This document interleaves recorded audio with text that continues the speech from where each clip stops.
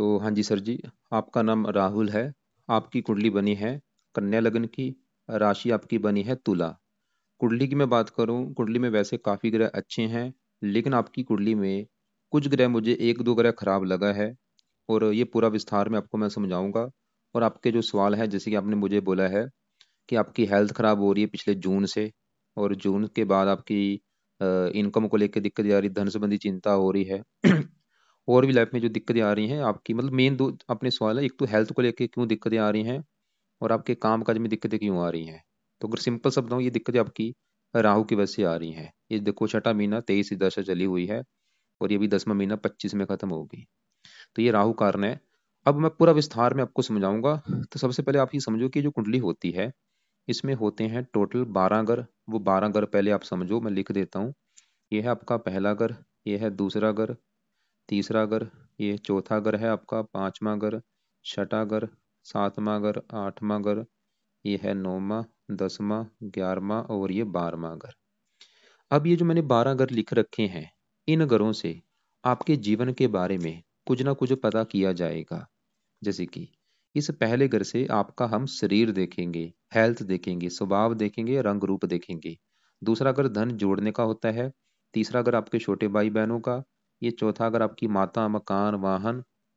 पांचवा घर आपके बच्चों का है। छठा घर शत्रु, रोग, कर्जा।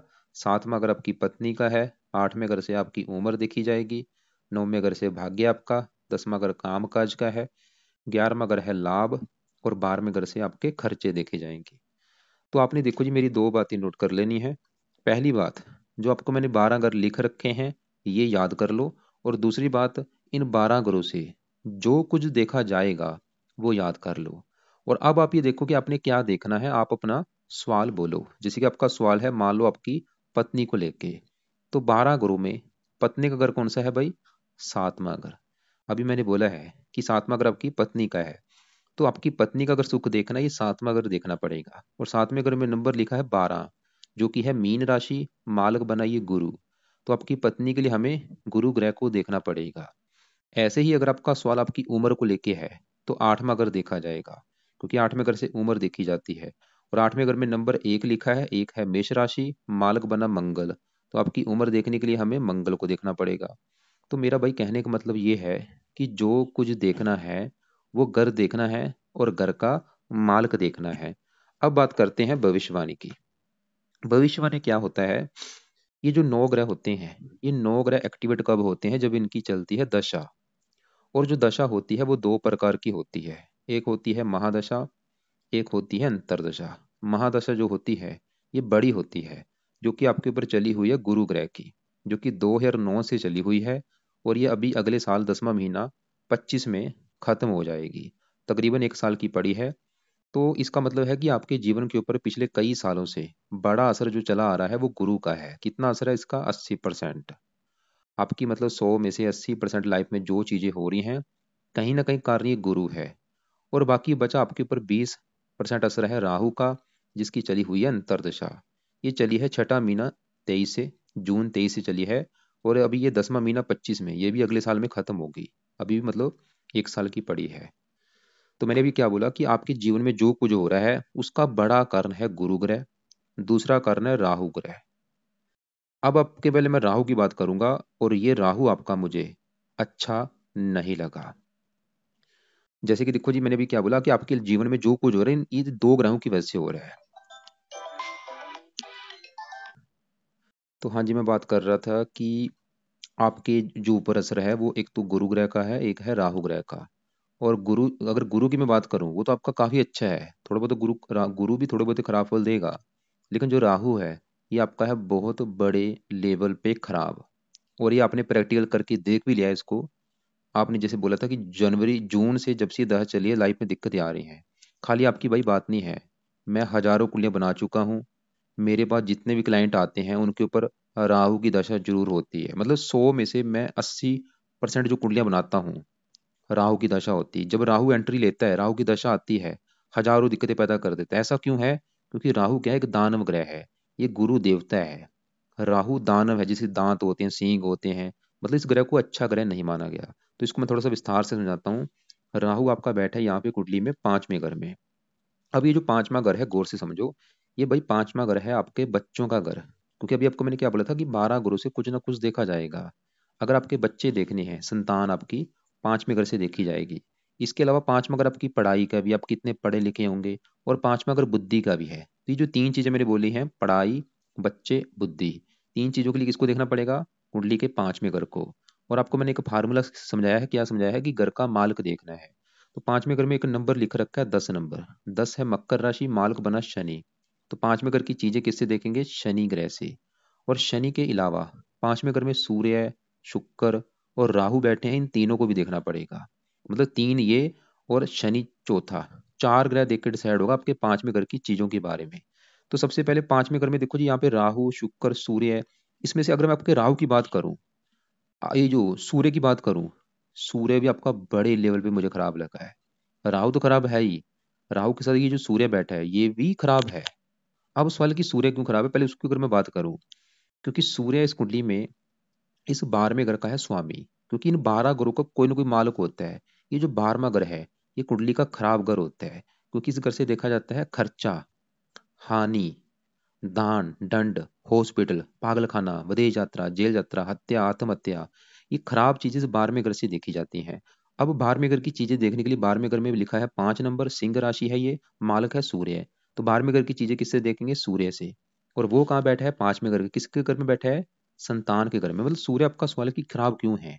तीन कारणों से खराब है सूर्य।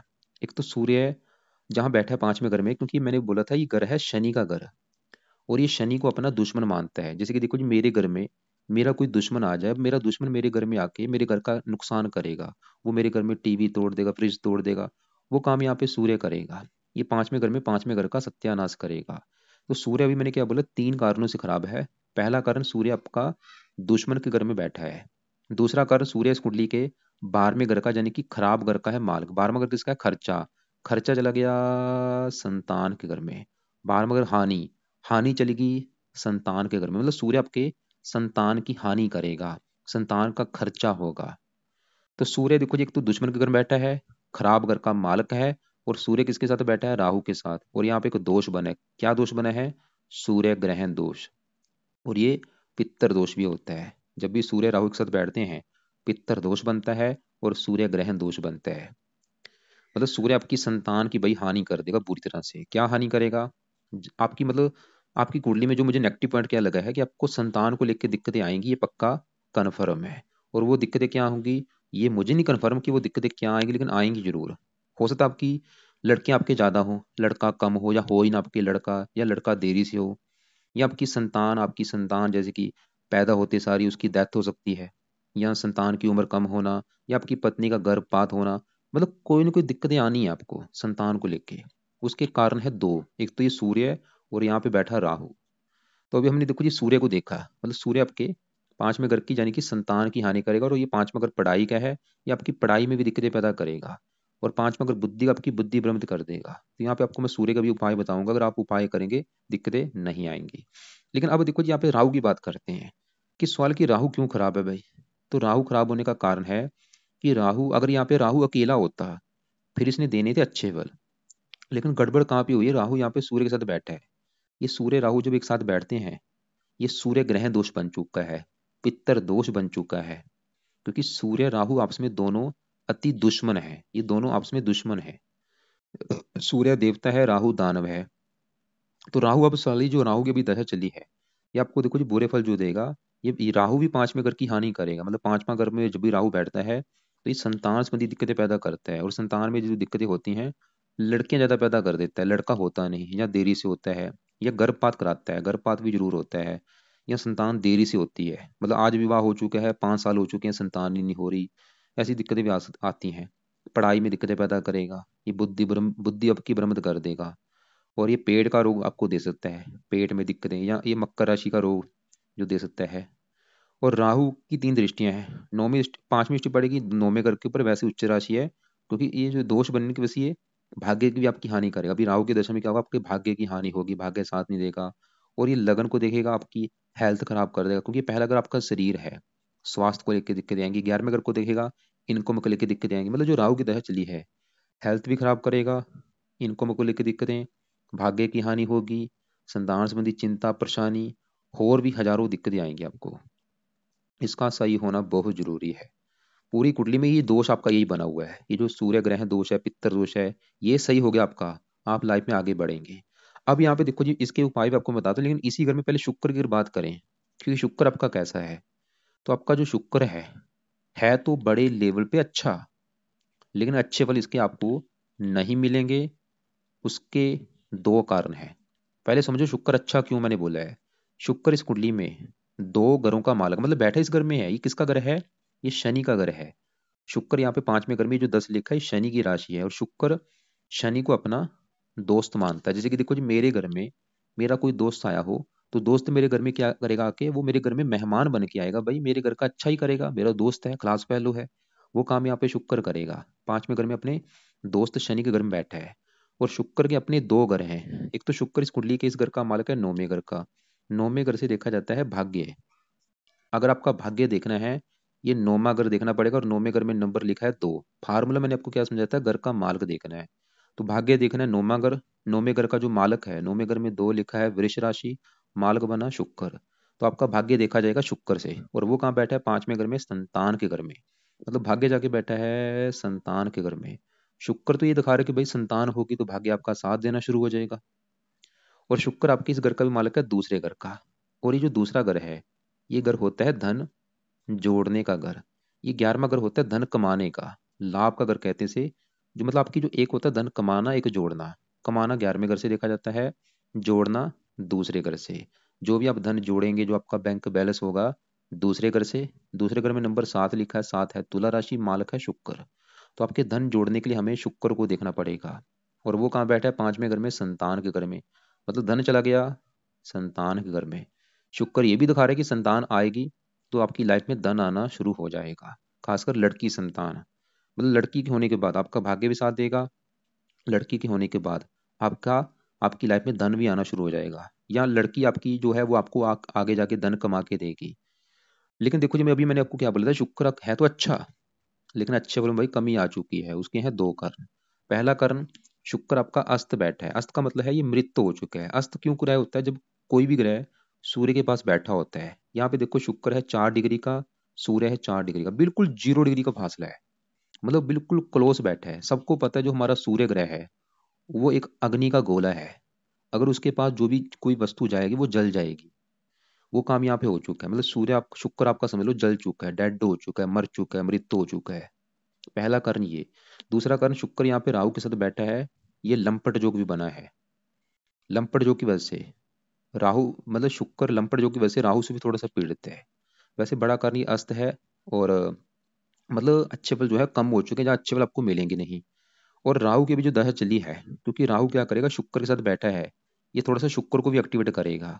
मतलब शुक्र धन का मालक, आपकी धन की हानि होगी, भाग्य की हानि होगी। और शुक्र राहु के साथ बैठने की वजह से लंपट योग बना, आपको कामुक भी बनाएगा। अभी राहु की दशा में क्या होगा, आपकी काम वासना भी बढ़ेगी। काम वासना बढ़ने की वजह से क्या होता है, एक्स्ट्रा फेयर भी हो जाते हैं। लड़कियों के पीछे आप भागने वाले होंगे। आप देखना चाहे नोट कर लेना कि काम वासना आपकी बड़ी होगी इस दशा में। और ये कई बार वाहन से एक्सीडेंट भी हो सकता है। मतलब कुल मिला के कहने मतलब ये जो तीनों ग्रह हैं यहाँ पे गड़बड़ हो रही है तीनों ग्रहों में। ये राहु सूर्य के साथ बैठा है, ग्रह दोष बन चुका है। शुक्र राहु के साथ बैठा है, लंपट योग बन चुका है। शुक्र आपका अस्त हो चुका है। अब यहाँ पे करना क्या है, अब आपको मैं एग्जाम्पल समझाता हूँ। मान लो दो बंदे हैं, दोनों की अगर लड़ाई होगी, जीतेगा कौन? जो ताकतवर होगा। जो कमजोर बंदा है वो हार जाएगा। वो इनके जो पीछे नंबर लिख रखे हैं, पावर होती है। ये पावर के हिसाब से इनका बल डिसाइड होता है। तो हमने यहाँ पे क्या करना है, ये जो सूर्य है ये 4 डिग्री का है, इसकी पावर हमने बिल्कुल जीरो करनी है। पावर जीरो होगी, इसका मतलब बुरा फल जो है वो कम हो जाएगा। तो ये जीरो कैसे होगी? अब सूर्य का पाई लिख लो। पहला पाई सूर्य का अपने करना है दान। क्योंकि दान, जब सूर्य का दान करेंगे, सूर्य की पावर कम होगी। और ये दान आप भाई हर संडे को किया करो। और ये दान कब तक करना है? लाइफ टाइम करना है। दान हर संडे को सूर्य का कर दिया करो। दूसरा पाए सूर्य का, आपने सूर्य कवच का पाठ पढ़ना है, जो कि आपकी करेगा रक्षा। ये सूर्य ग्रहण दोष भी खत्म होगा, पित्तर दोष भी खत्म होगा। तीसरा पाए सूर्य आदित्य हृदय स्रोत का पाठ आपने पढ़ना है। सूर्य आदित्य हृदय स्रोत का पाठ। तो यहाँ पे 2 पाठ मैंने लिखे हैं, सूर्य कवच, सूर्य आदित्य हृदय सुध का पाठ पढ़ना है। ये दोनों पाठ आपने पढ़ने हैं, या इनकी ओड लगा के सुन लिया करो। चौथा पाए, सूर्य को आप जल दिया करो रोजाना, और ये जल आपने लाइफ टाइम देना है। तो ये भाई सूर्य के 4 उपाय आपने करने हैं।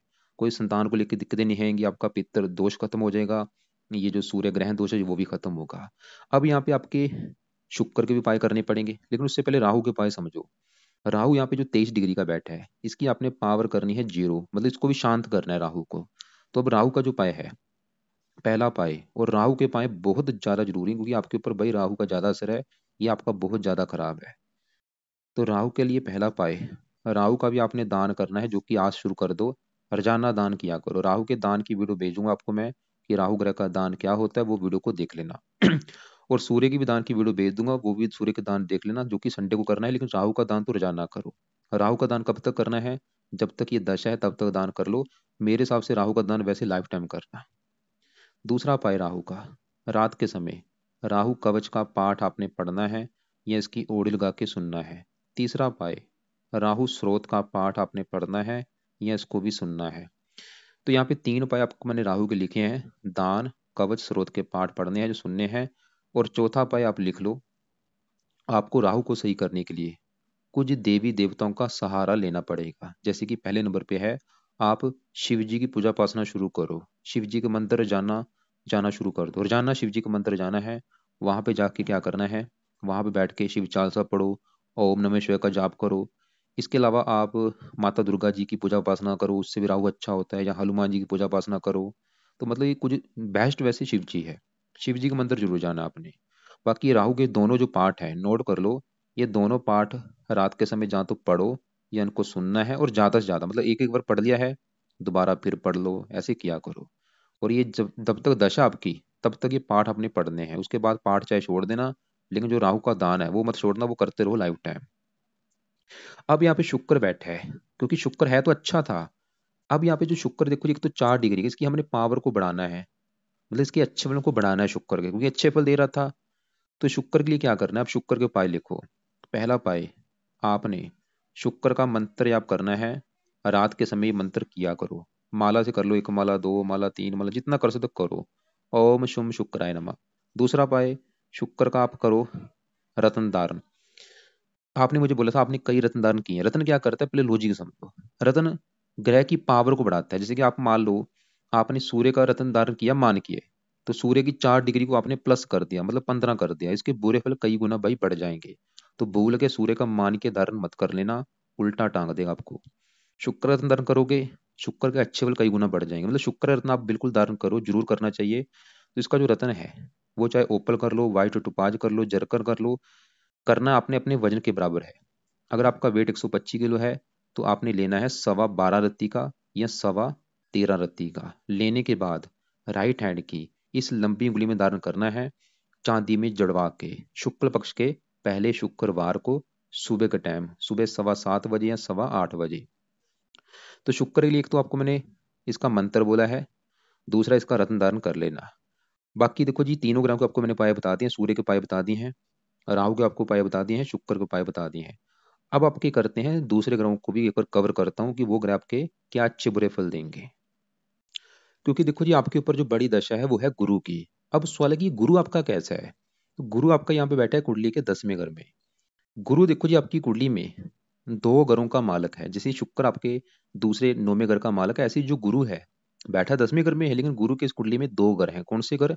एक तो गुरु इस कुंडली के इस घर का मालक है 7वें घर का, जो कि आपकी है पत्नी का घर। अगर आपकी भाई पत्नी का सुख देखना है, 7वां घर, 7वें घर में 12 लिखा है, मीन राशि, मालक है गुरु। तो आपकी पत्नी के लिए हमें गुरु ग्रह को देखना पड़ेगा। और गुरु इस कुंडली के इस चौथे घर का भी मालक है, क्योंकि चौथे घर में 9 लिखा है, 9 है धनु राशि, मालक गुरु है। और चौथे घर से देखा जाएगा आपकी माता का सुख, मकान, वाहन, भूमि, जमीन, जायदाद। तो हमने क्या देखा कि गुरु आपके एक तो 7वें घर का मालक है, और चौथे घर का, और बैठा है गुरु 10वें घर में। और 10वां घर किसका है? 10वां घर है काम काज का घर आपके का, पिता, सरकार, मान, प्रतिष्ठा। ये जो 4 चीज मैंने बोली हैं, काम काज, पिता, सरकार, मान, प्रतिष्ठा, ये चीजें 10वें घर से देखेंगे। और फार्मूला क्या है, घर का मालक देखना है। 10वें घर में 3 लिखा है, मालक है बुध। तो 10वें घर की चीजें हम बुध से भी देखेंगे, और 10वें घर में बैठे गुरु से भी देखेंगे। तो सवाल है कि गुरु कैसा है? गुरु आपका है बड़े लेवल पे अच्छा। पहला कारण गुरु अच्छा होने का कि ये 10वें घर में जहाँ बैठा है, ये है बुध का घर, और बुध इसका है मित्र। दूसरा कारण, गुरु यहाँ पे बुध के घर में है और बुध है गुरु घर में, इसे कहते हैं स्थान परिवर्तन योग, एक दूसरे घर में बैठे हैं। तो गुरु अच्छे फल क्या देगा? गुरु किस घर का मालक है? पत्नी घर का।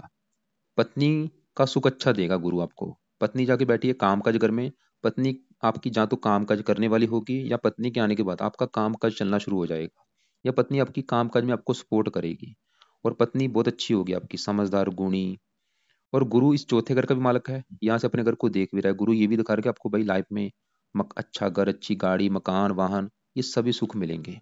गुरु धन के घर को देख रहा है, धन भी आपको बनाएगा। और गुरु 10वें घर में बैठा है काम काज घर में, ये आपको काम काज का सुख अच्छा देगा, सरकार का सुख अच्छा है, पिता का सुख अच्छा है, मान प्रतिष्ठा अच्छी। मतलब गुरु की जो दशा चल रही है, ये आपका है अच्छा, जो कि आपको अच्छे फल देगा। लेकिन एक थोड़ी सी नेगेटिव बात यह है कि गुरु बैठा तो अच्छी जगह है, मित्र राशि में है और अपने घर को देख रहा है, लेकिन गड़बड़ कहाँ पे? राहु, ये जो गुरु है, ये एक नक्षत्र में बैठे होते हैं। जितने भी ग्रह होते हैं, ये कुछ किसी न किसी नक्षत्र में बैठे होते हैं। तो गुरु आपका किसके नक्षत्र में बैठा है? राहु के नक्षत्र में। ये गड़बड़ हो चुकी है। इसकी वजह से गुरु भी थोड़ा सा हल्का सा आपके काम काज में दिक्कतें, ऐसी दिक्कतें थोड़ी बहुत ही पैदा करेगा, क्योंकि राहु के नक्षत्र में बैठा है। मतलब अगर आपने राहु को सही कर लिया, गुरु का भी अच्छा फल आपको मिलेगा। तो अब यहाँ पे देखो जी, आपके चौथे घर में बुध की मैं बात करता हूँ। तो बुध आपको मैंने अभी जैसे बोला था, ये 10वें घर में जो गुरु है, 10वें घर का मालक कौन है? बुध। और बुध बैठा है चौथे घर में, और बुध बैठा है यहाँ पे गुरु घर में, क्योंकि स्थान परिवर्तन जो हुआ है, गुरु बुध घर में, बुध गुरु घर में। बुध अपने घर को देख रहा है। बुध भी दिखा रहा है कि आपको भाई काम का जो सुख अच्छा है, पिता सुख अच्छा है, सरकार सुख अच्छा है, मान प्रतिष्ठा अच्छी। और अगर आप काम करना चाहते हैं, आप या तो गुरु से जुड़े काम करो भाई, या बुध के जुड़े काम करो। बुध के जुड़े काम कौन से होते हैं? लिखने का कोई भी काम हो गया, लेखन, प्रकाशन, पत्राचार, पढ़ाने का काम हो गया, टाइपिस्ट, सेल्समैन, हरे रंग से जुड़ा काम हो गया, कंप्यूटर से जुड़ा काम हो गया, या गुरु से जुड़े आप काम कर सकते हैं। तो गुरु भी आपका अच्छा है, बुध भी अच्छा है। और बुध इस पहले घर का भी मालक है, जहाँ पे 6 लिखा है, कन्या राशि मालक बुध। पहला घर आपका शरीर, सेहत, स्वभाव, रंग रूप, पर्सनैलिटी। बुध इन चीजों को भी अच्छा कर दे, आपकी सेहत अच्छी होगी, स्वभाव अच्छा, रंग रूप अच्छा, पर्सनैलिटी अच्छी। अब यहाँ पे जो शनि है, इसकी अभी मैं बात बात करता हूँ। पहले आपके मैं यहाँ पे मंगल की बात करता हूँ। मंगल देखो जी, आपका सवाल है कि ये कैसा है, तो मंगल भी आपका बड़े लेवल पे अच्छा है, क्योंकि मंगल बैठा कहाँ पे है? तीसरे घर में। तीसरे घर में 8 लिखा है, 8 है वृश्चिक राशि, और वृश्चिक राशि का जो मालक होता है वो मंगल होता है। और मंगल कहाँ बैठा है? इसी घर में। मतलब मंगल तीसरे घर में, अपने ही घर में बैठा है। इसकी वजह से मंगल आपको मुझे अच्छा लगा है। तो मंगल तीसरे घर का अच्छा कर देगा। तीसरा घर है छोटे भाई बहनों का। अगर आपका कोई छोटा भाई होगा, उसका सुख अच्छा मिलेगा आपको, भाई के लिए बहुत अच्छा है। और तीसरा घर है पराक्रम का, मेहनत का, साहस का। आपको बहुत ज्यादा मेहनती बनाएगा, पराक्रमी बनाएगा, उद्यमी बनाएगा, साहसी बनाएगा। और मंगल का एक और घर है, ये 8वां घर, जहाँ पे 1 लिखा है, मेष राशि मालक मंगल। ये आपकी उम्र बहुत ज्यादा लंबी कर देगा मंगल। तो मंगल आपका भाई काफी अच्छा है। अब आपके यहाँ पे दूसरे घर में चंद्रमा की बात करूँ, ये भी अच्छा है। चंद्रमा देखो जी, कुंडली के इस घर का मालक है 11वें घर का। 11वां घर है लाभ का, आमदनी का, इच्छा पूर्ति का, बड़े भाई बहनों का। और 11वें घर में नंबर लिखा है 4, 4 कर्क राशि। तो 11वें घर की चीजें देखेंगे चंद्रमा से। और वो बैठा है दूसरे घर में, धन के घर में। मतलब लाभ चला गया धन के घर में, इच्छा पूर्ति। चंद्रमा ये दिखा रहा है कि भाई आपको, चंद्रमा ये दिखा रहा है मतलब धनी बनाएगा, इच्छाएं पूरी करेगा। चंद्रमा आपका अच्छा है। अब यहाँ पे 11वें घर में केतु, ये आपका मुझे अच्छा नहीं लगा। ये आपकी थोड़ी सी इनकम को लेकर दिक्कतें पैदा करेगा। अब सबसे बड़ी बात आपके ऊपर देखो जी आने वाली है, इस शनि ग्रह की दशा। ये आपको मैं दिखा देता हूँ दशा का चार्ट। यहाँ पे देखो जी, ये जो अभी आपकी दशा किसकी है? बृहस्पति, यानी कि गुरु ग्रह की चली हुई 9 से, और ये 10वां महीना 25 में खत्म होगी। और आपके ऊपर आने वाली शनि की बड़ी महादशा 10वां महीना 25 को स्टार्ट होगी, और ये खत्म होगी आपकी 44 में। 19 साल की दशा आपकी अभी शनि की आने वाली है। सवाल है कि शनि की जो दशा आएगी, वो दशा आपकी अच्छी जाएगी या बुरी जाएगी? तो शनि आपका यहाँ पे बैठा है चौथे घर में। चौथे घर में 9 लिखा है, ये गुरु का घर है। और शनि गुरु को अपना दुश्मन मानता है। मतलब शनि चौथे घर में जहां बैठा, जिसकी दशा आएगी, वो चौथे घर में बैठा हुआ है। गुरु के घर में बैठा है, दुश्मन घर में। लेकिन शनि के अपनी इस कुंडली में 2 घर हैं। एक तो शनि इस घर का मालक है छठे घर का। छठे घर से देखा जाता है रोग, शत्रु, कर्जा, कोर्ट कचहरी, ननिहाल। और शनि इस 5वें घर का भी मालक है, जहाँ पे 3 ग्रह बैठे हैं। मतलब सवाल है कि भाई शनि अच्छा है या बुरा है? तो भाई शनि आपको रले मिले फल देगा अपनी दशा में। ये जो बुरे फल आपको देगा, ये चौथे घर को थोड़ा सा खराब कर सकता है। चौथा घर माता का ही अपनी दशा में माता को बीमार कर सकता है, या माता से आपकी लड़ाई झगड़े होंगे, या माता को कोई कष्ट हो सकता है। चौथा घर मकान का, मकान संबंधी दिक्कतें पैदा कर सकता है। वाहन को लेकर दिक्कतें आ सकती हैं, भूमि जमीन जायदाद इन संबंधी दिक्कतें पैदा कर सकता है अपनी दशा में। नौकर चाकर, नौकर आपके घर में चोरी कर सकते हैं। और शनि पांचवें घर का मालक है, संतान संबंधी चिंता, पढ़ाई में दिक्कतें। और छठा घर रोग का है। वैसे ये ननिहाल का घर है, ननिहाल का सुख अच्छा दिखा रहा है आपको। साथ में स्टिक बड़े काम काज के लिए अच्छा है, लगन को देखा वैसे रले मिले फल देगा। लेकिन इसके बुरे फल में कमी आ रही है, क्योंकि इसके ऊपर पड़ रही है गुरु की दृष्टि। क्योंकि गुरु घर में बैठा है, गुरु इस घर को देख भी रहा है। इसकी वजह से शनि मुझे फिर भी लग रहा है कि आपको तकरीबन अच्छे फल ही देगा। लेकिन फिर भी आपने रिस्क नहीं लेना। जब इसकी दशा चलेगी आपकी शनि की, उस समय आपने शनि के उपाय करने हैं ज्यादा से ज्यादा। क्या उपाय करने हैं उस समय? शनि मंत्र जाना शुरू कर देना हर शनिवार को। उस समय रात के समय शनि चालीसा पाठ पढ़ना शुरू कर देना। उस समय शनि का व्रत रखना शुरू कर देना। ये तीन चार अपने उपाय करने हैं। तो फिलहाल अभी आपके जो उपाय है एक बार मैं फिर रिपीट करता हूँ भाई, क्या क्या है। क्योंकि आपकी जो लाइफ की दिक्कतें हैं वो हमने देखा है, वो बड़ा कारण है राहु ग्रह। क्योंकि वो देखो जी, सूर्य के साथ बैठा है, ग्रहण दोष बना है, पित्तर दोष बना है। और राहु आपका शुक्र को भी खराब कर रहा है। और शुक्र धन का मालक है, धन संबंधी चिंता, भाग्य की हानि। शुक्र पत्नी का भी कारक होता है। पत्नी संबंधी भी दिक्कतें आपको आएंगी। पत्नी से भी मनमुटाव, लड़ाई झगड़े होंगे। तो यहाँ पे तीनों ग्रहों के ऊपर आपने फोकस ज्यादा करना। आपको देखो जी, कोई मंगल के अपने उपाय नहीं करने, चंद्रमा के उपाय नहीं करने, गुरु के नहीं करने, बुध के नहीं करने, शनि के करने हैं, लेकिन शनि की दशा में। तो अभी उपाय किसके जरूरी हैं? सूर्य, शुक्र, राहु। तो तीनों में सबसे जरूरी है राहु के। तो राहु के उपाय में से मैंने आपको राहु का दान बोला है। रोजाना शुरू कर दो करना। राहु के दान की वीडियो भेजूंगा, उसको देखना। कवच स्रोत के पाठ पढ़ने हैं या सुनने हैं। शिव जी की पूजा उपासना करो, शिव जी के मंदिर जाना शुरू करो। और रात के समय शुक्र का मंत्र जप किया करो ज्यादा से ज्यादा।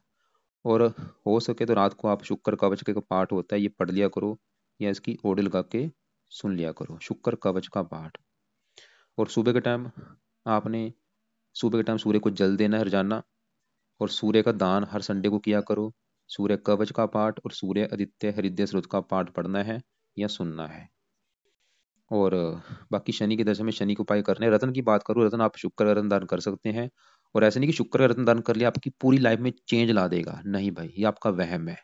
इसका जो डिपार्टमेंट है, कभी सभी ग्रहों का कोई ना कोई डिपार्टमेंट बना है। ये नहीं कि आपने गुरु का पुखराज धारण कर लिया भाई लाइफ में चेंज आ चुका, नहीं।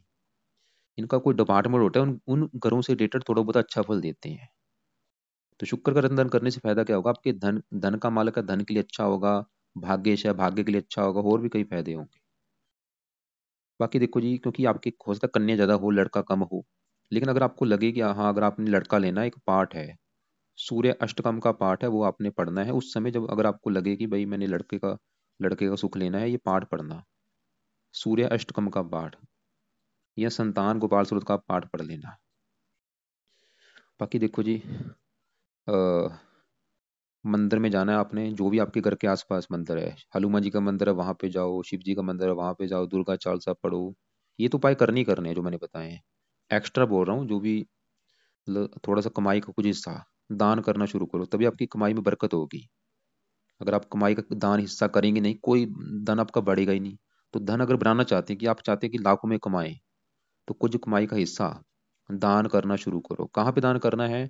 घर के आसपास जो भी पिंगलवाड़ा है, अनाथ आश्रम है, वृद्ध आश्रम है, वहां पे महीने में 1000 2 3 हज़ार वहां पे दान किया करो। ये मत सोचना कि आपकी कमाई कम होगी, नहीं। कमाई कई गुना बढ़नी शुरू हो जाएगी। तो लास्ट में जो केतु है, ये भी आपके 11वें घर को खराब कर रहा है। इसके लिए कुत्तों को रोटी डाला करो। नीले कपड़े बंद कर दो, लाल कपड़े बंद कर दो।